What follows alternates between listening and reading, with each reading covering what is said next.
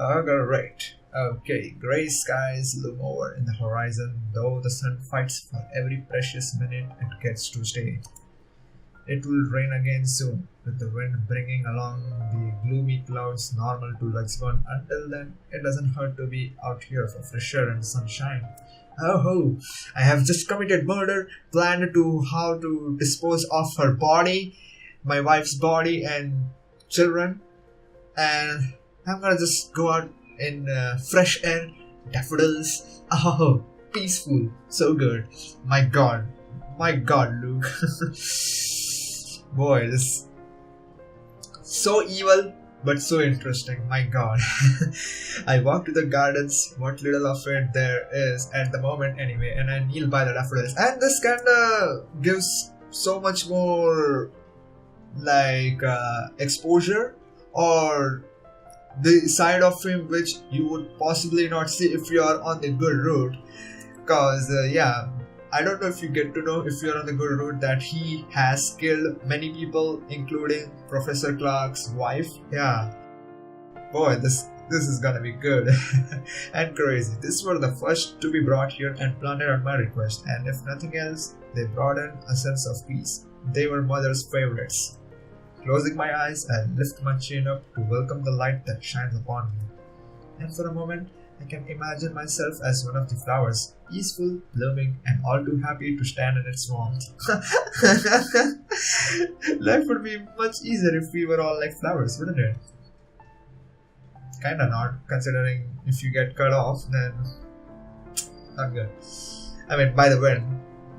But I didn't step out here to get all philosophical, though. Never mind, you know what? I take that back. I have problems much more practical than figuring out the meaning of life after all. Too many things have gone on in this past few days, and I want to forget about them, even for just a moment. It's almost All Saints, isn't it? To think I've almost forgotten. I speak the words absent-mindedly. The date means nothing to me, as I neither worship the religion nor have any graves to visit. After all, mother was never given a proper burial. But it's a date as good as any for me to grieve, otherwise I would have done so every single day, crippling myself and shutting everyone else off. I can remember how the flames licked at her flesh and how it consumed her body until there was nothing left but ash. I stood there watching with the operator and a social service worker, though I could have been alone for all I cared. I felt alone. It was the most that could be done. No one would attend the funeral of a dead prostitute, let alone pay for it. All that is left of her proof that she had lived is her name written in the ledger of Luxembourg's cemetery, a lighter, and me. Pulling out the lighter from my jacket, I can't stop myself from flicking it open to stare at the flame and run my thumb over her name.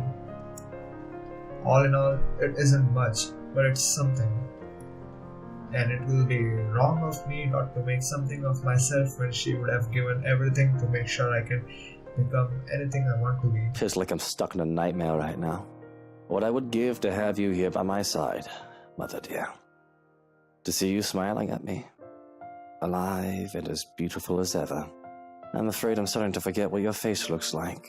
I've already forgotten the shade of your hair. Eleanor Chandler was a beautiful woman, though not everyone would have agreed. Not everyone had seen past her occupation, past her vices and her illness. All they saw was a poor woman who sold her body to make ends meet and had a bastard son because of it.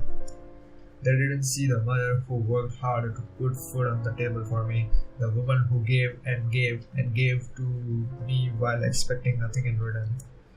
She taught me the merits of hard work, but though I loved her so, I worked hard for myself. I would not be so foolish, so selfless towards people who would never give back.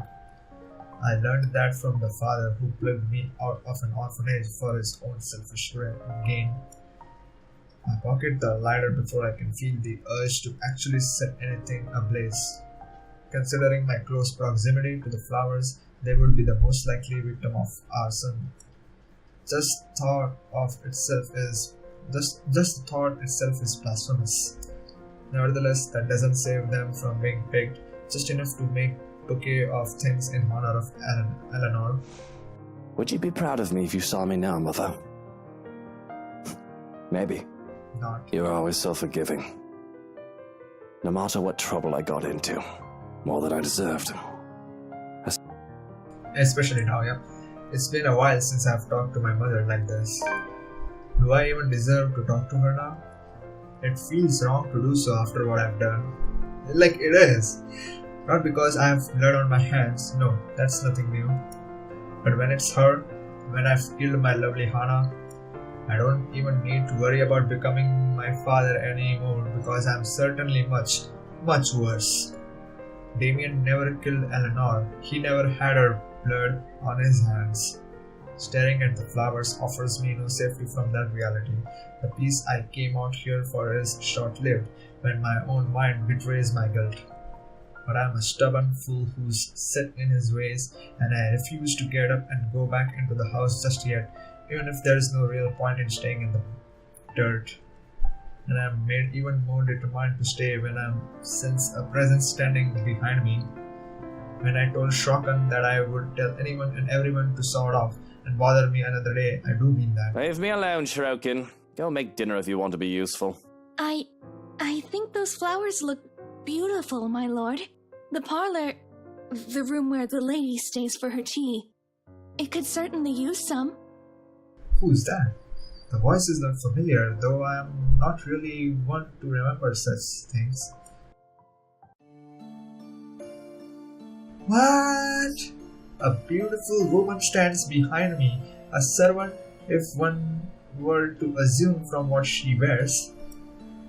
And that should certainly concern me when the other household staff members had been sent away for the day. Not to mention, I'd like to think I'd remember a pretty face like hers if she's under my employ. If she's pretending to be one of the staff, she's out of luck. And if that is the case, she shouldn't push her luck lest I decide another murder will not ruin my day any further. But I can only feel, at the very least, indifference at her presence and annoyance at most. Beautiful as she may be, that did not exempt her from my wish to be on my own. Like, she is the maid! What? There's a part of me that feels like I will snap at any moment for the smallest of reasons. And that necklace, though, that necklace is the same necklace that Hannah wore in the all endings gag that I've done. After wearing which she became evil though. Zombie type. And I'm just waiting for an excuse to let go again. Didn't you get the memo? Are you new? Today is a day off. You aren't supposed to be here. Am I not? I apologize, my lord. I wasn't aware that we are not expected at our stations this day. It's just that today is such a beautiful day. I saw you alone and simply thought you could use some company. Point. The birds are singing and the flowers are blooming. It would be a shame to spend days like this on my own. But with this rare sunny days, I wish I can spend it with my sunshine, my Hannah. Something claws and lashes out inside me at the reminder of what happened, of what I did to her. To know that she is not here with me, to enjoy these scarce times when dark clouds do not plague our skies, and ill feeling takes over me at the mere thought. I have to swallow down the bile that rises in my throat, force my expression not to betray anything. Any sign of weakness is not allowed. The slightest of slip-ups and I will be swarmed by sharks, hungry for blood. Perhaps talking with another person, a human being that doesn't know of my sins, will do me some good. That, or there will be another pretty corpse by the end of the day. All is forgiven. You must be really enthusiastic about your job if you didn't realize it's a day off. I simply owe everything to the lady. Work is all I know. It's the only way I can repay her. But if my lord wishes to take it as enthusiasm, I won't hold it against you. She smiles. She has that sort of smile that makes one's kindness shine through without words or action. It reaches her eyes, filling them with a strange sort of mirth, as if she's just thought of something very funny. And I am hard pressed to return the friendly gesture. I will be the civil, that doesn't mean I have to pretend that I enjoy it. Though I am debating just dismissing her all the same. The flowers in the countryside are rather beautiful, aren't they? Though I must admit, they do not appeal to me as much as the ones in my homeland do. Not a native born then. Probably a foreigner who thought looking for a job overseas would let her live the high life, only for stark reality to slap her right in the face. People like her are a dime a dozen, and she's probably one of those undocumented foreign workers too. There is just a whole doozy of a debate about them nowadays. She kinda looks like Marianne though, I will say. Kinda. Though it's probably best not to bring the topic up, if only for the sake of my temper. Still, I have to rise to her bait. Flowers sound like a safe topic to breach, and one I rather enjoy. Oh, is that a challenge I hear? You must not have seen a full British garden in bloom then. The roses, daffodils, thistles, and bluebells make for a grand display under the right care. I think they are much too bright. Oh, do elaborate. I've never heard anyone call it that way. Just the way you present your flowers, that is. They are beautiful still. But I think they lack the softness and elegance of the chrysanthemums and cherry blossoms that I have grown up seeing. Do you work in the gardens then? Because that would explain why she's so unfamiliar to me. I don't make much of the stuff, if at all, preferring that they remain invisible until they are a necessity. The gardeners especially, as I only really go out to take care of mother's daffodils and ask that I be left alone under those circumstances. Oh, not at all. Although I do wish I were. I do enjoy working with plants quite a lot. Not that I am unhappy to be at your service, my lord, but... Oh, sorry, I thought there was more. No. I work for the lady of the house and carry out what she requests of me. Lady of the house? Yeah, I was like, why is he not talking about the lady though? Is that what the old hag of a head housemaid telling the other staff to call her now? Not surprising really. That woman has always been an upstart, self-important biddy who doesn't know her place.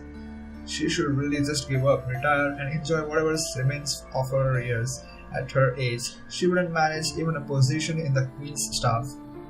Not that I don't respect that woman, of course, she and I are much alike. Except I succeeded in rising up the ranks of society, whereas she failed, and how she despises me for that fact.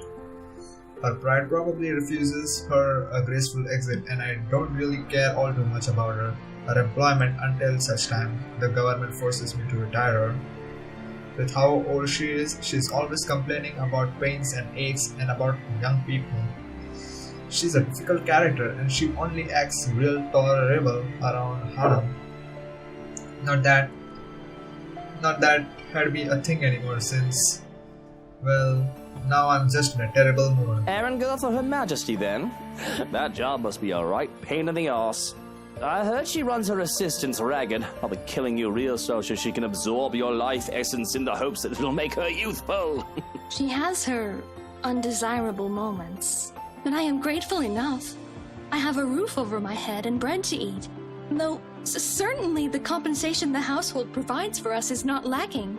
It is generous for me. Too much for someone as lowly as I did not mean to imply insult, my lord. I'm simply... I wave it off. Accusation that I'm paying my employees less than proper, I often unfounded. I like to think I'm fair with my wages. And it doesn't seem she meant any harm by it, but... You do not look too happy. I really did not mean to upset you. The lady of the house will surely be furious if she hears of this. Oh, relax, that old hag isn't going to know because I'm not a snitch. But to be frank, I'm just wondering what you're here for. It's a nice day. A lovely lady like you should be out on the city with some lucky bloke. Apologies. I did not mean to bother you. I thought you would appreciate the company, what with the rains about to return. And if I do not appreciate the company, if I wish to be alone, don't you think I came out here for a purpose? I did nothing to mask my indignance now. If this were any other time, maybe if she were someone else, I would try to be a tad bit civil for a while longer. But if my foul temper will make her run off, all the better. I don't need servants or their imposters nosing about my business. But she stays unperturbed. If anything, she's rooted herself to the spot, still and silent. She looks at me in quiet appraisal while I try my best to see if I can just ignore her. A difficult feat as her stare makes my skin crawl. And what she says next sends a chill up my spine. But, my lord, that is not what I see. Loneliness casts shadows in your eyes and sharp lines on your face. I see a man who is thinking of the woman he loves. You miss her. You regret. Though I cannot fathom why. She did not deserve you. With the money and power I have, it's no big surprise that there is a target painted on my back. There have been a few times that someone has tried to take care of me. I have been personally insulted before, called a bastard and a demon. They think angering me will make me sleep. The very fact that they do try to get rid of me is insulting enough as it is. But this is different. Nobody has spoken of my mother before to get to me. Because nobody knew of her. As far as the greater public is concerned, I am the son of the Damien Wright. And whoever was unlucky enough to bear me is nothing but an unfortunate footnote in the history of our family. Who are you? Who sent you? What do you want? How do you know about my mother? The venom in my voice is apparent, as is the confusion in ours. Your mother? No, I speak of the woman you wed. Her death was a blessing. But I don't know if this is any better. I can feel the blood leaving my face. We had sent the others away for this exact reason, to give us time to cover up her disappearance, her corpse even. But if she knew about it, well, she has to be taken care of. What? How did you? Without drawing too much attention to it, I reach for the mobile in my pocket. One press will be all it takes to call the other man here so that we can get rid of the pest. If I had to do it myself, but I'm unarmed, near defenseless. But my phone isn't here. I'm going out for some fresh air. If anybody calls, tell them they can sort off and bother me another day. Of course, of all the time for me to ditch the bloody thing. But I should be able to take care of one woman, right? One woman that is not even a woman. I mean, a live woman. There is nobody but Johans and I on the property, far removed from the village and the rest of the society. A fist to the throat and a quick twist of the neck, a blade to the jugular. Though forget that last one, unfortunate for me, I don't have my knife either. But looking back at her, I freeze in place. Is something the matter? You look affright. What the hell? I try to scream, but it's stuck in my throat. Please do not torment yourself. You have nothing to worry about. I would never harm you. This home still needs its lord, our prince. Come, my lord, the house beckons. Gone was the beautiful woman, and in her place is this grotesque witch, this monster, surreal and horrifying. That's it, I've gone mad. Driven crazy by guilt for the sins I've committed. And this is the devil that will torment me for all eternity. But even the idea that this is all a dream, a nightmare, doesn't stop me from flinching away at her touch. It definitely does not stop me from breaking off into a run. I can still feel her eyes on me as I run back to the house, but I refuse to acknowledge it, let alone look back. All I need is to get away from her and to make sure she stays away. And if that means acting like a coward and seeking out company to keep me safe, nobody can tell me to do otherwise. Bravery isn't something to be lauded if it comes along with stupidity. It must have been a sight to see the usually composed and reserved look right bursting through the doors. But there is a time and a place for keeping appearances, the time when one's life is on the line and is not one of them. Mustering up the courage, I look back through the windows to see if she followed me. She's gone. I feel relieved, though I really shouldn't be. Stopping to catch my breath, Yuan's sudden appearance nearly makes me jump out of my skin. Don't do that, you son of a... If I had a gun, I would have shot you. If I had any love left for my mutter, I'd take offense. But what happened to you? You look like you've seen a ghost. Oh, if only it were such a delusion. But I can still feel the faintest touch of her fingers. The feeling was too real for it to have been a ghost. In the garden, there was a woman. And there's always a woman with you, isn't there? That's not what I mean. Listen, she knows that Hana is dead. Strange. The house was empty. Is empty. I made sure of that. Can you describe this woman? Are you deaf? I told you she knows that Hana is dead. What does it matter what she looks like?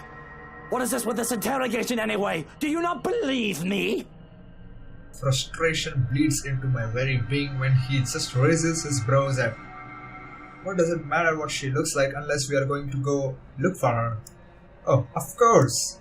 But I have to fight off the panic as I try to recall her features. I hurry up the stairs and into the east hallway with the butler at my heels. All this just to get as far away as I physically can from the gardens before I dare speak of her again. She had pale skin, dark eyes, and long dark hair. She wouldn't give me her name. And did she know who killed the madam? It didn't seem like she knew who it was. But she still knows that Hana is dead. You know I'm not going to do well if I go under investigation right now. Rua Bitter, calm down and think, right? The body hasn't been moved. She must have been near it to know of it. If she knows there's a corpse, we can go about this two ways. Either we find her and take care of her, or we... Make her take the fall. That's all well and good. Brilliant. But there's just one thing. The hairs on the back of my neck stand on end at the mere thought of that woman. I don't know if it was a trick of the light. Trick of the light! Oh my god, we are back on to Rebecca and Ash's excuses. Good old trick of the light. But I don't think I was imagining things so vividly, yeah. And though he might think me a lunatic, I can only go on. Well, she was this thing. A monster. A witch. I know how it sounds. It sounds like I've gone off my rocker with all that's happened. I expect to hear disregard, concern for my mental state, and maybe even empty platitudes relating to my guilt. But instead, the other man grows deathly silent, a thoughtful look on his face. I would normally say that seeing hallucinations is a normal human experience, even if this does not sound like a bereavement hallucination. But the woman you described is familiar. I've seen her before in the mansion. Glimpses. Is she one of ours then? You must know her name now that you know what she looks like. I thought at first that her name may have merely slipped my mind. I've asked the head housemaid to reprimand her, for she was always loitering about when I saw her. But the old woman confirms. We do not have anyone fitting the description under our employ. So what I saw, what you saw, what was that? I don't understand. Explain, Shurkin. Please tell me I'm not going mad. We will have a head count of the female staff in the morning, and I'll assign stricter security protocols when the staff returns. It's better we rule things out before jumping to conclusions. I will have to check for tampering as well. Tampering? Psychotropic drugs to start off with, perhaps in the water supply. I suggest you not worry yourself about it. You are unharmed. That is what matters right now. If it makes you feel any better, I'll stand guard outside for the night. No, that does nothing to make me feel any better. If that woman was a hallucination, a waking nightmare, what could a guard do to stop her from appearing before me once more? And if she comes to my dreams, I loathe to think I would need to cry for help like an infant in need of his mother. A tense silence befalls us, and though I don't dare to speak it out loud, I would say that we both seem scared. Often I am the first to break anything of the sort, but Shall I put them in a vase? I'm confused before I realized what I have in my grip. What? Oh, these? I didn't realize I still had them. I really did not, but there they were, still in my grip, are the daffodils I had taken from the garden. Even in the wake of my flight, I had refused to let go of them, whether I was conscious of it or not. They should be for mothers. They could be for Hana too, but does it even matter? What do dead women care for flowers? Well, I suppose Hana would have loved them. No, I think I'll take them with me. And if you don't mind, I'm going to turn in for the night. Of course. I shan't keep you any longer. I'll be out here if you need anything. I don't care enough to show any sign that I've heard him, retreating into the master bedroom without any other word. The bouquet of daffodils is quickly placed before the nursery door. It's almost hilarious how I am worried about a woman more than I am of the fact that there's a corpse in the next room. But even as worry for her still keeps me on the edge, I feel exhaustion come over me. Not bothering to strip off my clothes, I fall onto the bed tired and alone.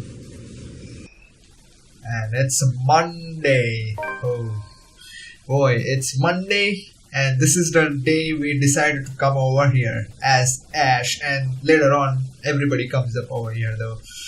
Okay, I guess, yeah. No, it's not the one. I thought it was we come up over here tomorrow, not today. So let's see what's gonna happen today. The sickly sweet scent wafting in from the nursery has kept me awake through most of the night. It's intoxicating and nauseating in equal parts. The body has yet to be disposed of. Mostly my fault. I have too much to take into account before I rush into a decision. Though perhaps this whole ordeal is made complex by my sleep-addled brain. I can't be bothered to rise from the bed even when the sun, what little there seems to be today, peeks through the curtains. I don't want to handle any of it. Not Hana's body, not the security, not Kylie visiting. Right now, all I want to do is actually get some sleep.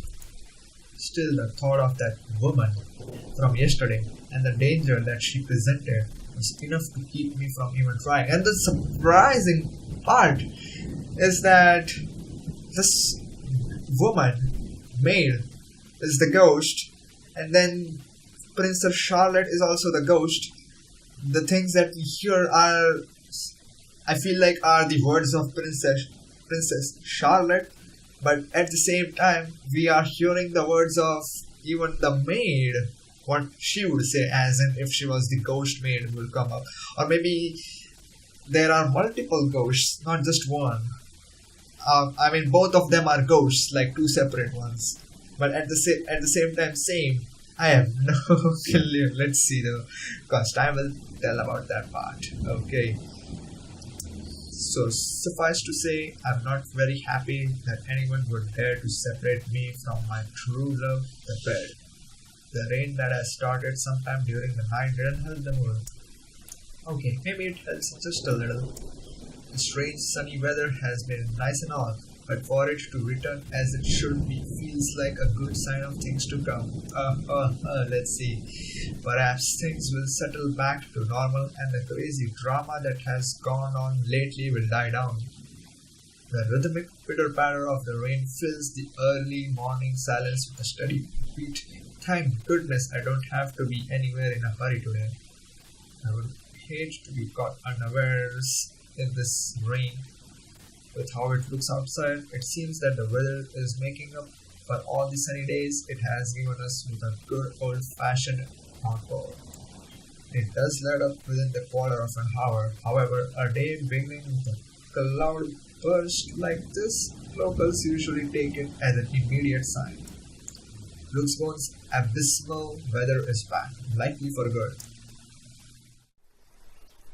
There's this rubbish about how the heavens cry with you through the rain.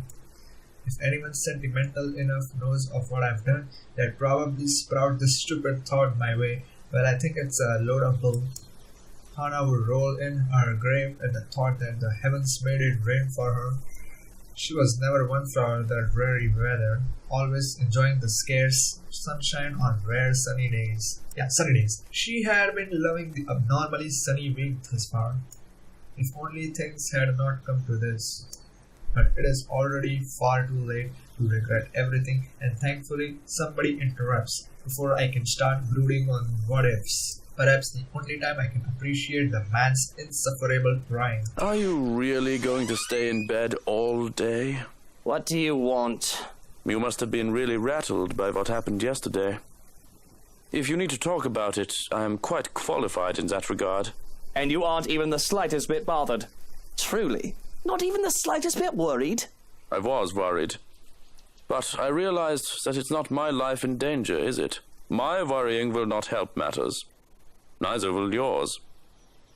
The detached manner in which he admits this annoys me to no end. Oh, as a matter of fact, it is your life in danger. Because if I find you lacking, if that woman finds their way anywhere near me again, you'll be following in the footsteps of your predecessor. Are we clear? Do what you have to. In fact, it'd be best if you keep busy. Do what needs to be done, and if I see you even idling for 1 second, I won't be happy. He doesn't say anything.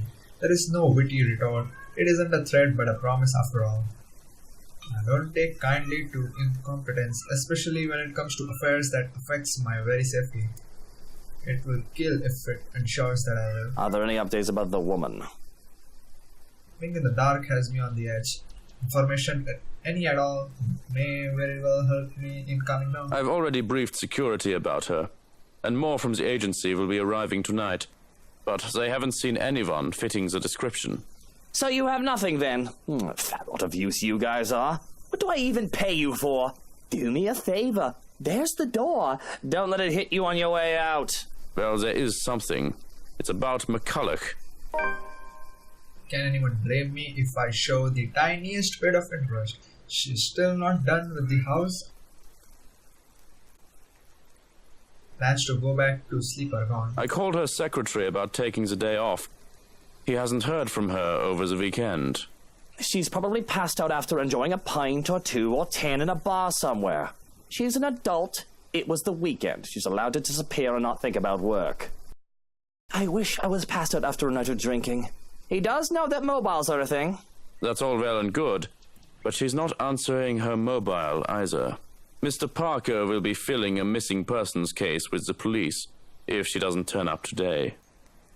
Certainly someone must know where she is. Tabs are kept. She's right down there. Right below this mention. Certainly someone must know where she is. Tabs are kept without fail on people who come to work with me. Background checks and constant surveillance until they have finished their contracts with the brides. Some would say that it's all a bit over the top. But I can't be too safe. Too many want me dead. What about one of ours? Has anyone seen her? She's pretty hard to miss with how tall the woman is. The last anyone has seen of her was here, the morning of the party. Your housewarming party. That isn't good news. It wouldn't do for the police to hear of this and to suspect. They are not welcome in this house. The niggling voice in the back of my head starts loudly, though its presence is both unwanted and unnecessary. If they come to investigate her disappearance, you need to make a decision. What will we be doing with the madam? Because if they come to investigate her disappearance, well, we don't want them snooping about the house. Not until dearest Hana is taken care of, because I'm the fool who can't let her go. It's ridiculous that I'm so sentimental about something that amounts to nothing more than rotting meat.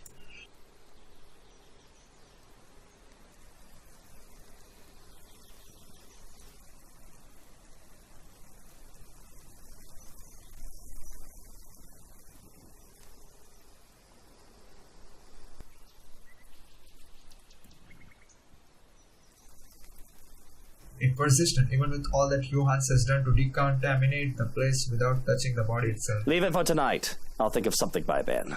Until then, I want you on top of everything. Now, if we're done here, I'd like to go back to sleep and...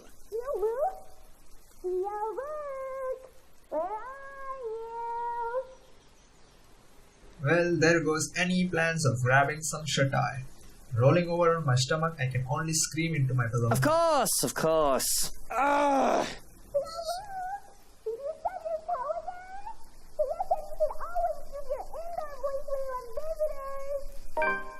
Screw what Hana said, she's dead now. Johans, distract her. Oh, look, it's time for me to go. Have fun with your little play date. So long, farewell, and auf Wiedersehen. Goodbye. No, Johans, don't you turn away from me. Keep her busy for an hour. Come on! I have to press my face against the pillow once more to suppress a groan. You just can't get loyal help anymore. Hello there, little Fraulein. Your uncle is just upstairs and will be down in a moment. He is super excited to have you today. I hope you're well rested and ready to play a lot. Bastard. I'll be down in a sec, Munchkin. Let me just...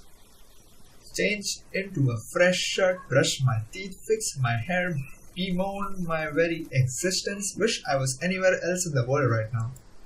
Don't get me wrong, Kylie is a great kid, wonderful, better than most brats her age. Handling a tyke is the last thing I want on my agenda right now with this whole Hana business.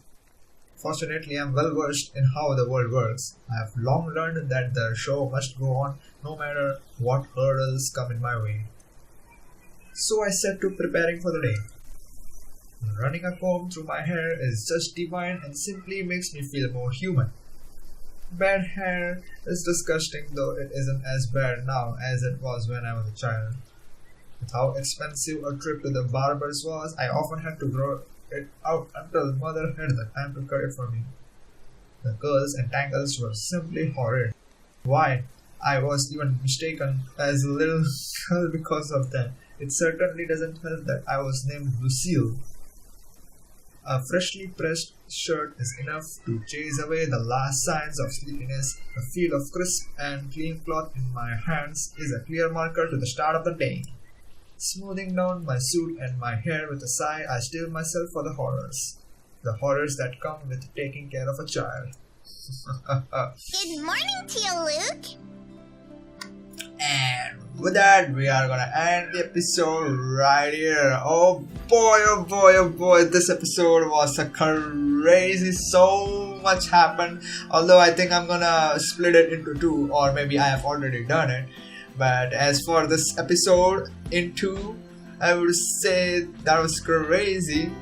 The fact that we got to know about, yes, Luke killed many people in his past, and also possibly the wife of Professor Gallard, most definitely. And yeah, about the ghost, it's crazy. Like, the ghost is the maid, the ghost is also Princess Charlotte. That's a mystery that, let's see how will that go though, and what will happen with us regarding that, because that ghost ain't gonna let us just get away from this thing that easily. And what will happen with Hana's body, because yeah, I was like, what happened with Hana's body? What happened with Hana's body? Yeah, we are just getting to know about that very fact only. So let's see all about that in the next and coming episodes. So hopefully you enjoyed. If you did, please click that like button, subscribe for more awesome content, comment down below your thoughts, and I will see you guys in the next video. Goodbye and Shabakar.